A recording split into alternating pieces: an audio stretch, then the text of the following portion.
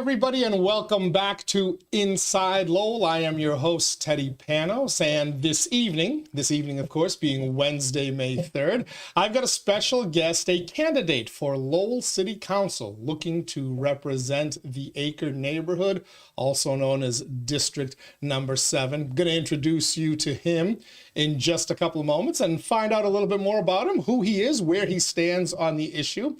It's part of our efforts here at Inside Lowell to keep you up to date on everything happening here in the Mill City. As we like to say, if Lowell is your home, Inside Lowell is your place. So we're going to get to Mr. Nkimbeng in just a couple of moments. But first, let me thank our sponsors for helping to make this podcast and all of our podcasts, and for that matter, all of Inside Lowell possible. Of course, thank you to our friends at Washington Savings Bank. They've extended their special offer to Lowell and Dracut residents, where they want to give you $300. And all you have to do is open a brand new account, get $1,000 directly deposited into that account within 30 days. So paychecks, Social Security checks, get $1,000 into that account through a direct deposit.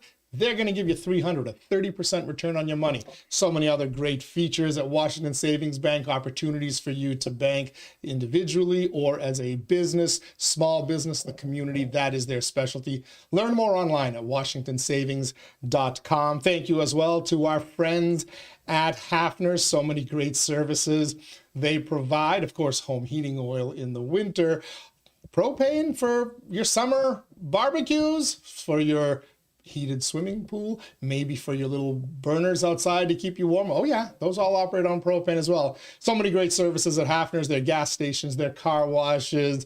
Check them out online at hafners.com. You can also call 866-IT-KICKS. That's 866-IT-KICKS. And last but certainly not least, you see their logo behind us. Reverie 73 just voted the #4 cannabis shop in Massachusetts by Boston.com, and they are the highest ranking individual shop. The top 3 all have multiple locations. Reverie 73, one location. It's right here in Lowell, 1148 Bridge Street, and it's barely a year old, so quite an accomplishment. Congratulations to the entire team over there. Let Reverie 73 elevate your cannabis experience. Learn more by going online, reverie73.com, and again, their beautiful location, 1148 Bridge Street in Lowell. And with that, I turn my attention to tonight's special guest. As I told you, he is a candidate for Lowell City Council out of District 7, what is known as the Acre District. Kind of a familiar name in the city of Lowell. If you followed Lowell at all, he's been active, he's been vocal, but I don't believe he's ever run for city council before, though you flirted with it 2 years ago, didn't you? Yes, I do. Yes, I do. Talking, of course, about Fru Nkimbeng. Good evening, Fru, and welcome to our studios here. Good evening, Teddy. It's an honor and a privilege for me to appear on this wonderful platform to talk to the people of Lowell who have welcomed me graciously, made me a good Lowellian. Right. Well, let's see if you still think it's an honor when I'm done with you. But actually, this is really a chance for you to introduce yourself to our audience. So, who are you? Who is Fru Nkimbeng, and why do you want to be a city councilor here in Lowell? Well, first of all, Fru Nkimbeng was born in Cameroon, West Africa. In 1985, I left Bamenda to the States. I had already applied and got my admission into Roxbury Community College. So I flew into Boston. I knew no one here. When I reached Boston, I did not even know the currency. A police officer took me out, put me in a cab to North Station. I went to North Station. I bought me a ticket. I sat there, and I saw a good Samaritan was coming to Lowell. When I lost my train ticket, he bought me a ticket and came all the way to the train station. I gave him the address, 488 Moody Street. In those days, we didn't have GPS. So he took his map around 10 p.m. He drove up and stopped at 488 Moody Street. Then when I came there, because my brother had studied here, so when he was going, he paid for the apartment. He said, there's an old man there. When you go, he's going to know you. When I knocked the door, he said, hey, Pat, because my brother's name is Patrick. So I said, I knew you were coming. He's of late now, of blessed memory. The address was 488 Moody Street, and I have been in Lowell and in the Acres since 1985. And I always say, to whom much is given, much is expected. Here was me coming from Africa, know nobody. I came, the people of Lowell welcomed me and made Lowell my home. I attended University of Lowell. I have a bachelor's in economic and a minor in computer information system. I had my master's in computer information system at the Revere College, and also I have an advanced economic degree from Boston University.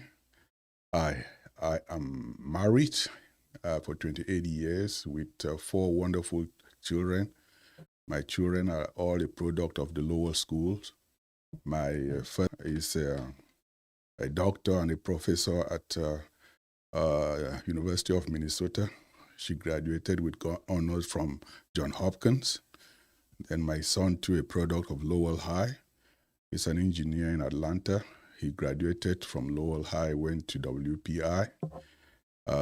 My third son, Nkimbeng, a product of Lowell High and the Lowell school system.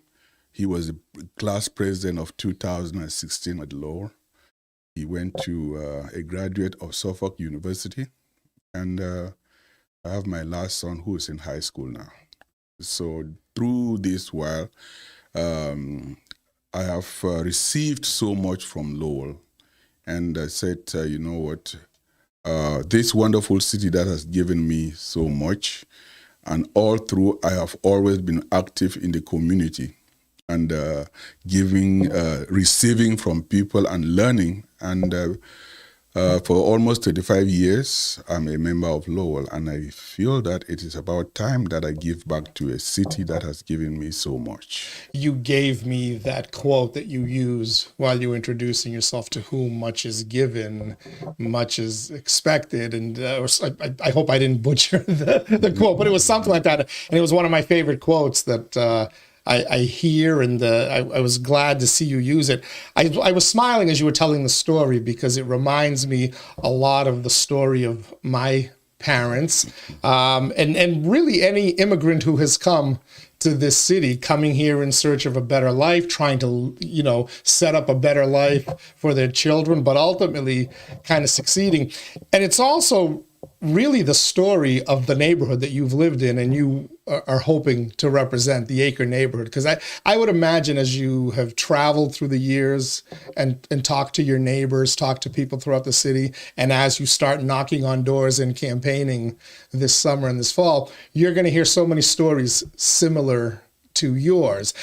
How has that experience, how has the immigrant experience coming here from another land, how has that shaped your belief system and your ideology and how you might choose to govern? Well, I always believe that you always, before you govern, you have to know the people. You have to go out and talk to the people. And also, you have to be active in the community. All my life in Lowell, I've been active in the community with the police and volunteering with non-profit organization. When they started the folk festival, I don't know how many times I've volunteered there. I have served on numerous boards. I served as a co-chair of Lowell Charter Public Schools for almost 7 years. I served on the board of LTC for more than 11 years, 12 years. I served on the board of Lowell General Patient Advocacy Board. I served on the board of One Lowell. I served on the board of Lowell Police Oriented Service, and I even traveled with Commissioner Ed Davis to Washington and California with the chiefs of police, just talking about immigrant perspective of policing. And I've always, with all these people, I learned so much from them. And I always say that sometimes that has shaped my view of life, and that really say that if you want to develop your ego, hang around those who look up to you. But if you want to develop yourself, hang around people who know more than you, and that they can mentor you. And all these people have been my inspiration. So, and I've always heard that you have to give back to the community. And with all this, I feel that I am a people person, and I feel that it is about time that I really engage the city and even the District 7, that has done so much for me. But ironically, I would tell you that, there are 7 continents in the world. There are 7 days in a week. I will be representing District 7. And if you want to travel around the world in 7 days, come and spend 7 days in Lowell. You would have met anyone in all the continents of the world. So that is the beauty of Lowell. Lowell is a mosaic. And I was also a founding father of the African Cultural Association here in Lowell in 2000. So we started, the theme there was a taste of Africa. We felt that how can we bring our own culture, music, dance, and everything to share with the people of Lowell. So prior to that, there was nothing here. So the African Festival has been going on now since from 2000, and I was the president of the African Festival for 80 years.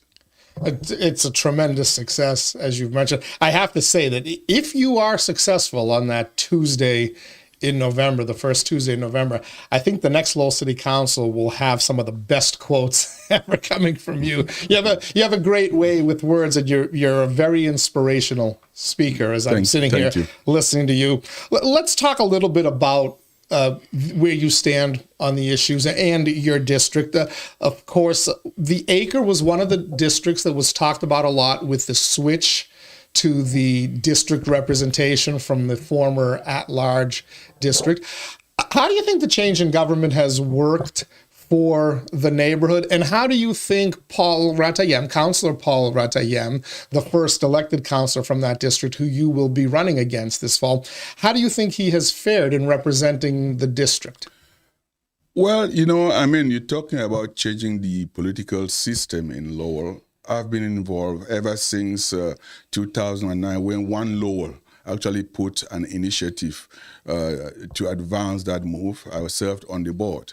And when the case to change the political system, I was one of the black person I was there. I was attending all those meetings. And talking about Paul Rathiam, that's my friend. When he launched his election campaign last time, I was about to launch my own campaign, but because of family issues, we met. He invited me, and I've always attended his fundraiser. So this campaign is not about an individual. It's about serving Lowell. Make it clear, Lowell is the city that has given me so much, and I want to serve Lowell. And I would tell you that, to answer your question, I think my vision for the District 7 is to expand economic growth opportunities, drive greater improvement in education, improve neighborhood safety, readiness, and revitalization, promote new ideas for equity, inclusion, and diversity, and also try to engage the community about one of the most chronic problems that we are facing in the city, which is homelessness, and also preserved and open space. That's some aspect of taking care of our environment. So if those are really the platform on which I envision, and I do really see that to embark on this, I have to engage the people. I have to talk to everybody, because no one has monopoly of knowledge. And to be able to represent the people, I will be their servant. I want to listen to them. They are the ones. They always say that until you are in the kitchen before you can know how hard it is. So if I engage these people, they will tell me their issues, and I will be able to work with them and be their spokesperson and representative at the city hall. So that's an interesting answer, because it sounds like you have a friendship with the incumbent councillor, Paul Ratayem, and you've attended his fundraisers. It's striking to me because right now you are the first publicly declared challenger for one of the incumbent district councillors. Now, there's some stories out there that one or two more may face a challenger, but it appears that a few of them won't even have an opponent, let alone a primary/preliminary. You're going to have to differentiate yourself from Councillor Yem. How will you be different? What issues do you believe that you can focus on that perhaps he hasn't, or what votes would you think that you might have been different on than Councillor Yem? Well, first of all, I will talk about what the things that are common to us. All of us are immigrants, and we come from different parts of the world. Councillor Yem comes from Asia. I come from Africa. So that will be a novel introduction of ideas on the city council that has never happened before. And coming from this perspective, we bring ideas that are not really very common and look at things differently as an immigrant. But like I said, first of all, I'll have to talk to the people to know exactly what the issues are. I would not be arrogant to say that I know the issues until I talk to the people, and I will be able to stand up and know that and come up with a platform that exactly this is how I will address the issues. And as I mentioned to you, I have given, in a nutshell, my platform to foster economic growth in the district and in Lowell, because the district is part of Lowell, and also to drive a greater improvement in the education. I am a proponent of good education. I served on the board of Lowell Charter Public Schools, and my children went to public schools. So I am really an embodiment of the educational system here in Lowell. So, and as well as, Lowell is a mosaic. And it brings all of us around the world to contribute. The economic of Lowell is based on culture, tradition, and music and everything. So I think that in that aspect, I am going to equally bring new ideas.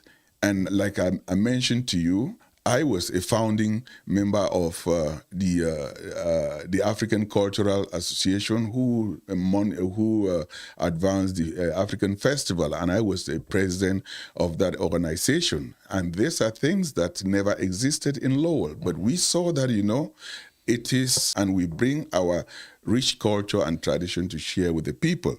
I am very conscious of the environment, and we know that we have a great university here in Lowell that takes care of that. First of all, that is very, very environmental conscious. I will have to meet the environmental department at the University of Lowell and talk to the staff. I've already approached them to learn more. This is actually the phase for me to gather information. I am passionate, and I am not only passionate and sitting, but I am passionate and getting on the street to learn from people. You are watching Inside Lowell. I'm your host, Teddy Panos. Lowell City Council candidate in District 7, the Acre District, Nkimbeng, is joining us. Going to continue our conversation. A couple of things you mentioned there. Education's important. UML has a big footprint in your district, and it seems to be expanding. Also, economic development. There's a giant development project going on right now. People can see it sprouting up, the old Jeanne d'Arc Credit Union. It's surprising to me that it took so long so close to the university to see more economic development in that neighborhood, in the Acre neighborhood. Has the city done a good enough job leveraging the relationship with the university to help spring up businesses in all the different neighborhoods, but also in the downtown, your quote central business district? Well, I am a proud alumni of the last class of University of Lowell before it became UMass Lowell. Development is incremental and based on the conditions that are prevailing at that time. And if I probably in the past, there were prior things, important things that needed to be done, maybe taking life-saving things that needed to be done to where we are. And at this stage, development is advancing. I mean, look at it this way. The computer age came. Now we are getting into artificial intelligence. Looking at life in the age of artificial intelligence, you would not turn back and say, in the computer years or when computers were coming, this is what they should have done. But I would equally say that the partnership between the city and the University of Lowell is growing and will only continue to grow stronger. And as I already mentioned to you, that I believe in building bridges. And to be able to build bridges, you have to communicate. You have to have that courage to go out and meet people that are not that are not common to you. Yesterday, I met with Professor Juliet at University of the Environmental Department to actually learn what wonderful things the university is doing about environment. So that is how I gather the knowledge, and as I am looking forward to represent the district, it's not passively, but I want to come there with a world of knowledge gathered from people who know. Interestingly enough, just last week there was a big ceremony. They some new technology with National Grid. Now, I don't know if technically that's the Acre neighborhood or if that crosses over to the Lower Highlands, but but it's out on Broadway Street, right, where they had that event with National Grid and kind of a first of its kind. Are these the types of issues that you see yourself focusing on, how you can use the already existing resources we have here in the city, or are we missing other opportunities to bring in newer technologies?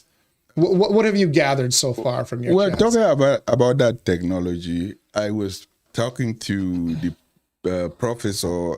Her name, I just know by the first, I can remember the first name, Juliet, but she is explaining how the soil gathers heat and then how they will use that energy to be able to generate heat to warm the apartments and also try to get away from fossil fuel. So what was your question again? Well, I know there's some people who kind of looked at that and they didn't like the fact that it was National Grid that was involved in that. It's a new technology. And it is a green technology, for as best as I can understand it. But there are some folks that kind of indicated to me, yeah, they see the National Grid name on it there and they weren't thrilled with it. I guess kind of this, as you talked about, we eventually have to move off of fossil fuels, but a lot of the same companies that are in the fossil fuel industry are also some of the leading innovators. For instance, there's something called carbon capture that I'm trying to learn more about. Now that involves using fossil fuels still, but if the technology is to believe and it is advanced enough, you're not putting anything new into the atmosphere. Are you one of these folks, as you talk about the environment, that you want to completely move in a different direction, or do you believe in using some of the resources and the partners we already have, some of the entities we already have? Well, I believe that do things the natural way. As a child, you cannot just get up and run. So you have to crawl, you have to stand up and then run. what the existing thing, and I'm not here to bash any company or so, because I don't have that wisdom and that knowledge. For anyone who advances some points against what is existing, it is through knowledge of the environment and knowledge that that person has. So, but I do believe that the most important thing is educate, inform, and let the people be aware of what the consequences of the actions would be, because sometimes we get dragged into something which we have not really been sensitized, and then in the end, when we see that certain things that we would have been involved in the decision making, we were not involved in, and then that's when cause a problem. But I like changes, and changes is often resisted until we get used to it. So anything that can make Lowell advance, not move behind, I think I will be a partner with that. Okay. I'd like to wrap up by kind of combining two issues that were on your list of issues that are important to you. Housing and homelessness. The two are related in many ways. We're recording this on Wednesday night, May 3rd. On last night, May 2nd, the City Council had a very long discussion about ADUs, accessory dwelling units, I believe is where it stands. Would you support zoning changes that would allow these units to be built, constructed, added on here in the city of Lowell as a way to help with affordable housing? Or do you believe that they will ruin the character of a neighborhood and won't do anything to make housing more affordable in the city? Well, I don't really believe in imposing decision on people. I believe in community discussion. I believe in holding that if such a decision has to be made, we have to get the community involved. We have to get the property owners involved. And then in the end, we have to also explain exactly what we are bringing into the neighborhood. Because when you talk about homelessness, I was once homeless and slept in my car when I came here. Sometimes it is not the fault of those who are homeless, and we shouldn't penalize them for equally being homeless. We should be a little bit compassionate. So the thing is, if we can bring the property owners and the authorities and discuss, I believe everyone is so compassionate to see that this problem that is plaguing our city, and not only our city, but the state and the nation, there can be many ways that we can bring it so that it can be addressed. Has the city done enough? Has this city council done enough to address the homelessness issue in the city? Well, I don't believe in blames because I don't know the true facts. I don't know what the city is doing. To address problem, you have to have money. If I stand outside and blaming that nothing has been done, do I know whether the city has that money to do that and they are holding? So it is but incumbent on me to know what the facts are, to be able to articulate and speak intelligently. I am not the type of person who throws stones at the distance. I want to come closer and see the problem and see how we can fix it than blaming. How can folks learn more about your campaign? Have you set up the website and the social media and everything that goes with a 21st century campaign? You know, the excitement of running for city council was right there, but when I really got to the nitty gritty, I just find that it's not really easy that I thought, but it's not impossible as well. So I'm still forming my team. But if anyone would love to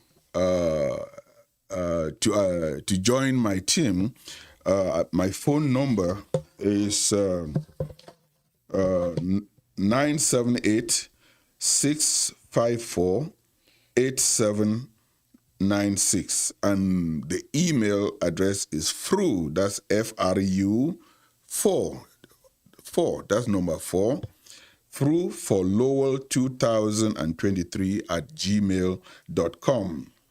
I am still in the process of building a website, and when that is ready, I'll be able to reach the people. I really ask anyone out there who has who can support me in this journey to serving District 7 and Lowell to join my campaign to do what we need to, all of us to do for Lowell. And I believe that, the better days of Lowell are yet to come.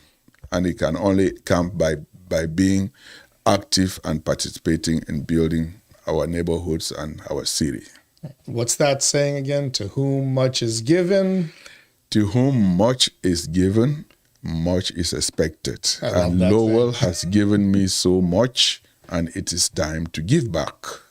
That is why I'm running for City Council. All right. Nkimbeng, candidate for Lowell City Council. Thank you so much for joining us. We'll connect a few more times. I'd love to set up a debate between you and Paul and Councilor Yem and anybody else who gets in on the race as well from your district. So thank you for joining us and good luck. My pleasure. Thank you very much for this opportunity. All right. Thank you. And thank all of you for joining us as well here at Inside Lowell. A little taste of one of the candidates that's running out there. What'd you think? We'll give you plenty of opportunity to chime in on all of our various formats as we gear up for that first Tuesday in November and the Lowell municipal election. Till next time, I'm Teddy Panos. For everyone here at Inside Lowell, stay safe, gang.